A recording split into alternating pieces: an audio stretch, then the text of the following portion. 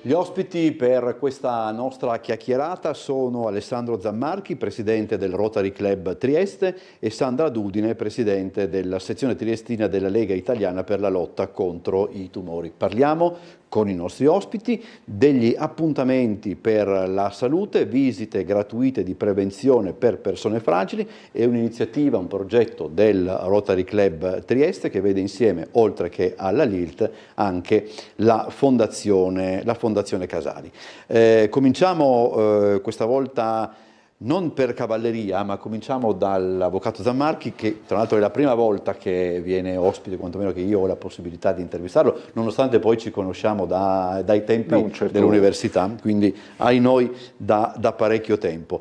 Questo, Presidente, è un service molto particolare, perché intercetta una necessità delle persone che però è anche, e per certi aspetti e prima ancora, una necessità sociale. Assolutamente sì, anche perché gioca su quel terreno delicatissimo che è la salute, la malattia e la paura che abbiamo della malattia. Ma in questo caso a giocare è anche un altro problema, la fragilità delle persone, delle famiglie, spesso intaccate anche da fenomeni più o meno visibili di povertà, i quali ovviamente implicano delle scelte. Una persona deve decidere come destinare le proprie risorse. E purtroppo l'investimento in salute è sempre un investimento postergato, reso ultimo rispetto a altri che si ritiene più importanti per varie ragioni, anche comprensibili. Certo, però, sì. Di fatto l'attività preventiva viene vista con una certa forma di ritrosia. Sì. E questo naturalmente ha diversi effetti anche gravissimi. Talvolta si arriva a comprendere di avere un problema tardissimo, ma anche, oserei dire, e forse uno degli aspetti più interessanti, talvolta si continua a vivere male nel timore di avere un qualche cosa, rinviando il momento in cui potrei magari scoprire di non avere assolutamente nulla. Sì. Quindi questo stress che aggiunge una vita già molto stressante, noi vorremmo in qualche modo evitarlo grazie a questo progetto che andiamo a condividere con la LILT, perché a noi piace fare sistema. Per noi la rete da creare è l'obiettivo primario per far sì che le varie competenze nel combinarsi riescano a raggiungere i migliori risultati. Ebbene, in questo caso il migliore risultato per noi sarebbe proprio consentire alle persone di avere la possibilità di fare un controllo, ma non in un luogo scomodo e fastidioso quale può essere un ambulatorio ma in uno spazio protetto dove sentirsi accuditi, ascoltati e dove con un medico che mi dà la sua attenzione posso confrontarmi per capire se effettivamente ho o non ho qualcosa. E questa cosa dovrebbe essere rasserenante, creare quella meravigliosa armonia dalla quale si può ricavare o l'informazione auspicabile, non ho nulla, o quella della necessità di un controllo volto progressivamente a risolvere un problema. Naturalmente se il problema è affrontato subito, la soluzione probabilmente è più semplice e più a portata di mano.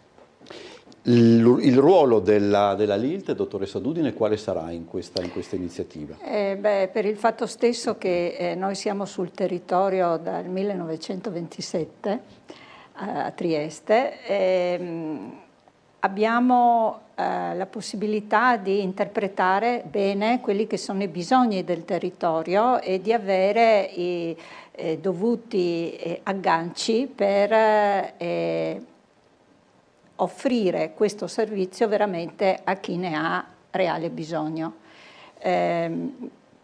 Mi spiego meglio, sì. Abbiamo contatti con le periferie, con le microaree, con le parrocchie, con la Caritas, per cui altri enti, altre situazioni che conoscono il territorio. Ma contiamo molto anche sul passaparola, cioè sul fatto che una volta agganciata la zona poi saranno le stesse persone che per prime hanno usufruito delle nostre visite a raccontarlo ai propri vicini, ai propri parenti, in modo da diffondere la cultura della prevenzione. Questo è un argomento, lei lo ha detto, molto, come dire, molto difficile da affrontare, molto delicato, perché appunto incrocia tutta una serie di di problematiche personali, sociali. Quindi intanto come lo farete conoscere? Beh, siamo qui anche per questo motivo. Il nostro obiettivo di solito è occuparci del bene comune senza propagandarlo. Il nostro agire quindi di solito è un agire anche poco visibile, però in questo caso assumiamo anche, se vogliamo, l'onere e l'onore di celebrare la comunicazione proprio perché riteniamo che la comunicazione possa stimolare la società a quanto dicevo prima, a approcciarsi a questo nostro progetto volto a capire come stiamo e a prevenire senza paura, eliminando la paura, comprendendo che ciò che vogliamo dare alle persone è quel momento di ascolto di cui parlavo prima, per sciogliere finalmente tutti quei pregiudizi che sono normalmente a impedire la più virtuosa evoluzione anche di uno stato problematico. Senta, forse non ho risposto esattamente alla domanda, ma... No, è chiaro, è chiaro. No, mi incuriosiva questo perché volevo chiederlo prima, ma è il caso che faccio subito la domanda perché sennò la perdiamo. Qual è il rischio che diciamo pure la società corre proprio se le persone lesinano sulla salute e sulla prevenzione? Perché, come diceva anche l'avvocato Zammarchi, è logico che chi non ha grandi disponibilità insomma, si fa delle, come dire, si crea delle priorità, fa una scaletta insomma, no? Giustamente eccedenze. Se uno ha un figlio in età scolastica, eccetera, che magari deve anche andare all'università, sono problemi che veramente uno non vuole nemmeno immaginare come ci si possa muovere, però è anche logico che appunto lesinare su questo poi porta tutta una serie di problemi. La sua domanda è un po' complicata perché ha tante sfaccettature. Allora, stiamo parlando di prevenzione oncologica, quindi le nostre visite sono di prevenzione oncologica e saranno visite di prevenzione oncologica dermatologica, otorinolaringoiatrica, urologica e senologica. Quindi quelle diciamo così, i settori in cui andremo a lavorare. Ma sono anche quelli su cui si riflette meno per certi aspetti. Però l'altro aspetto è che sarà un'opportunità anche per far capire che alcune malattie si possono veramente, il rischio di contrarre una malattia oncologica, che può capitare a tutti, si può ridurre per un certo tipo di stile di vita, no? Avere uno stile di vita sano, ma anche per aderire a quelli che sono gli screening istituzionali che già ci sono e che sappiamo non hanno una grande adesione. Quello è un altro quello è un altro punto. Quindi stiamo parlando di attività, di visite che non rientrano in quelle che sono gli screening istituzionali regionali, no? Sì. Perché parliamo di visite dermatologiche. Che non rientrano. Ecco, senologiche soprattutto per chi è fuori dell'età di screening, o perché è troppo vecchio o perché è troppo giovane, e visite urologiche che sappiamo non essere di screening, no. E visite otorinolaringoiatriche perché l'incidenza delle malattie oncologiche a livello della bocca, della gola, eccetera, sono in aumento. Sì. E quindi, anche perché in quel modo il nostro professionista controllerà anche la bocca, che sappiamo che è l'altro problema. Sì. Giusto un'altra domanda su questo.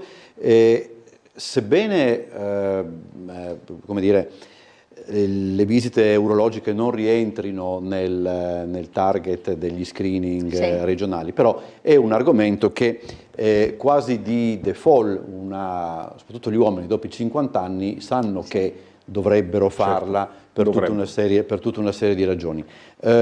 Vengono fatte comunque o c'è una pigrizia anche in tal senso? Cioè si riscontra seppur minimo aumento delle visite o no? Oddio, Non hai dati forse? No, questi Ok. dati non ce li ho, però la mia sensazione con i pazienti che ho incontrato è molto spesso alla domanda: ha mai fatto una visita urologica? Alcuni, cioè ci sono delle persone che veramente lo fanno soltanto quando cominciano ad avere magari dei disturbi, no? Sì.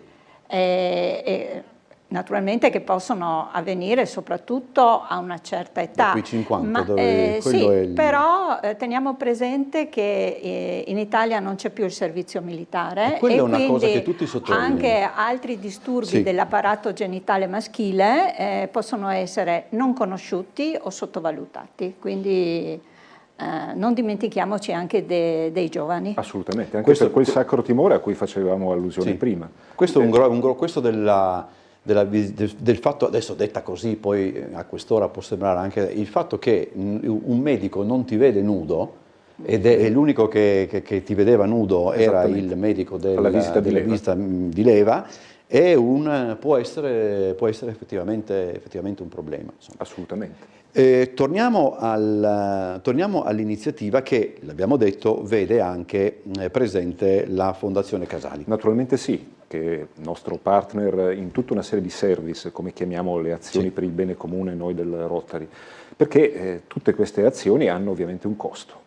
Se grazie a queste azioni noi riusciamo a prevenire costi sociali, è ovvio che dobbiamo anche investire all'inizio risorse importanti proprio per ottenere questo beneficio in termini di riduzione sensibile dei costi sociali. Costi sociali che sono anche costi economici, quindi come capite è investire denaro per impedire gravi perdite anche patrimoniali, ma soprattutto quelle perdite patrimoniali indirette che derivano dal malessere, perché una persona o un nucleo familiare inciso da un problema oncologico è una realtà che produce malessere, che diffonde malessere e che ha dei costi anche sulla società importanti. Quindi le fondazioni Casali sono partner, chiedo scusa perché non sono qui e quindi voglio in qualche maniera ma difatti anche per una proprio questione, perché hanno la stessa sensibilità del Rotary, lo stesso desiderio di esserci senza esserci, nella convinzione che quando le iniziative sono importanti vanno sostenute con la massima attenzione e con le migliori risorse. Infatti io saluto anche il presidente Slokovic, che è persona gradevolissima e davvero molto, molto simpatica, con cui si parla molto, molto volentieri. Quando inizierà più o meno? Quando l'iniziativa prenderà il via in maniera decisa? Allora, diciamo che noi abbiamo già preso i nostri contatti e quindi stiamo già raccogliendo una serie di richieste che man mano ci vengono date, per cui non è che metteremo il manifesto da domani si può prenotare, perché non è questo è una cosa, il progetto. È diversa. Il progetto è un progetto mirato a cogliere quelle che sono le reali necessità segnalate da chi ci lavora tutti i giorni. Esattamente. E poi aggiungo e ribadisco, perché è un concetto che voglio proprio far apprezzare, l'obiettivo è, attraverso il passaparola, far capire che questo non sarà un momento spiacevole, ma un momento liberatorio, un momento grazie al quale recupererò benessere proprio psicofisico, sapendo di star bene, oppure sapendo che ho affrontato tempestivamente quello che poteva essere un problema variamente grave e capace di incidere sulla mia vita non poco. Dicevamo che questo è appunto un service, i service è il nome, adesso magari l'avvocato Zammarchi mi correggerà, è il nome che prendono le iniziative del Rotary.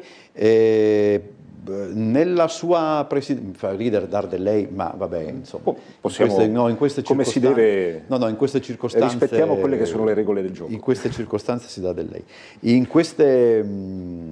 C'è come posso dire, un filo rosso, mettiamola. Noi giornalisti dobbiamo sempre trovare un filo rosso. In questo caso potrebbe essere un filo rosa, sarebbe forse più. Comunque c'è il bene comune, dove voglio andare. Il bene comune. Tant'è che la nostra attenzione è rivolta alla cultura, e riteniamo che fare cultura oggi significa aumentare il senso critico della comunità e consentire alla comunità di decidere, ma poi anche occuparci di iniziative come questa, quest'anno ne abbiamo coltivate parecchie nell'interesse di varie soggettività deboli, e trasmettere l'idea che combinare risorse, competenze, abilità e perché no anche provocazioni, perché noi nell'entrare in relazione con persone che vivono ogni giorno determinate situazioni a livello professionale o a livello anche di studio, raccogliamo dati ma soprattutto aumentiamo anche il nostro senso critico, e quelle che possono essere le nostre decisioni sui service naturalmente maturano con una consapevolezza non trascurabile e non banale. E poi sedimentano anche in questo. Assolutamente. Abbiamo tempo, un minuto, dottoressa, meno ancora.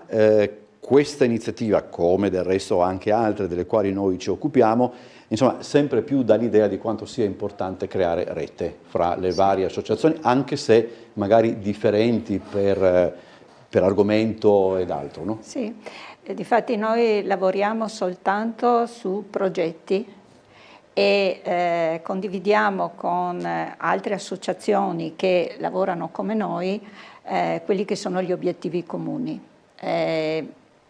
Tante volte, per esempio, lavoriamo molto spesso con il centro cardiovascolare, proprio perché cammina per la tua salute, che è il simbolo, la frase simbolo del centro cardiovascolare, coincide con il camminare, il muoversi, fa bene nella prevenzione oncologica.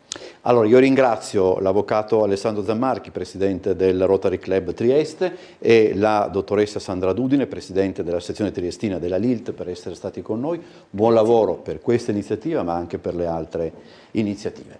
Adesso andiamo in pubblicità, poi il telegiornale delle 13:20.